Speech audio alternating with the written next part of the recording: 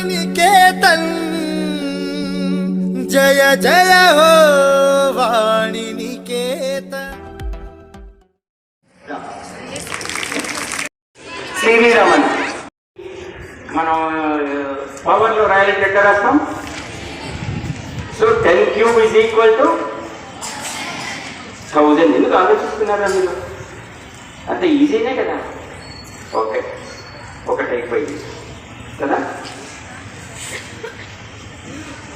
9 into 9 89. వీళ్ళు active ఉన్నారు. 81 into 9 729. వాడు ఫాస్ట్లో ఉన్నాడు. వాడు అది అట్లా రావాలి. ఎంసెట్ ఎగ్జామ్ రాయడానికి వాడు స్ట్రిక్ట్. ఎంసెట్ ఎగ్జామ్ రాయాలంటే ఏంటంటే, ఎంసెట్ రావాలంటే మామూలు intermediate board examination is different from EAMCET examination. EAMCET is different from JEE. JEE is different from NEET or advance. అదనమాట. కాబట్టి కొద్దిగా ఎంసెట్కి ఉపయోగపడతారు వాడు. రైట్?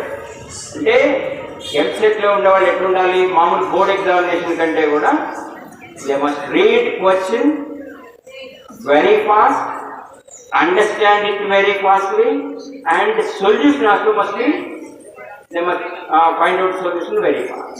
అప్పుడే వాడు మిగతా 1000 మందికో 2000 మందికో 20,000 మందికో పైన ఉంటాడు. ఇప్పుడు 1,00,000 మంది రాశారనుకో, 1,00,000 మందిలో మొదటివాడిగా ఉండాలంటే 1,00,000 మందిలో మొదటివాడిగా ఉండాలంటే ఎంతమందికి అయితే పైన ఉంటాడు వాడు? అది చెప్పండి తొందరగా. చెప్పండి. 99,900 అంతకంటే పైన ఉంటాడనమాట. అది ఫస్ట్ ర్యాంక్. చూసారా? 99,999 చెప్పడానికి ఇంత ఆలస్యం చేశారు. ఇంతసేపట్లో ఎంసెట్ స్టూడెంట్ ఏం చేశారంటే 10 లెక్కలు చేసేస్తారు. మోర్ దాన్ 10 ప్రాబ్లమ్స్ టిక్ పెట్టేస్తాడు, ఆన్సర్ పెట్టేస్తాడు. మనం అందుకని ఎప్పుడైతే మీ ఎంసెట్ ఎగ్జామినేషన్లో అండర్స్టాండింగ్ ఎబిలిటీ ఉండదో ఆటోమేటిక్గా లేట్ అవుతుంది. If you understand the problem properly, fastly, then you can do it, you can solve it in a fast manner. Otherwise, no. నువ్వు 1 minute చేసావనుకో, నీకంటే అంటే 1 minute అంటే 60 seconds కదండి. 10 seconds చేసేవాళ్ళు 10 మంది ఉండదు అప్పటికే. అట్లాంటి వాళ్ళ వెనక్కి వెళ్ళిపోతూ ఉంటాం.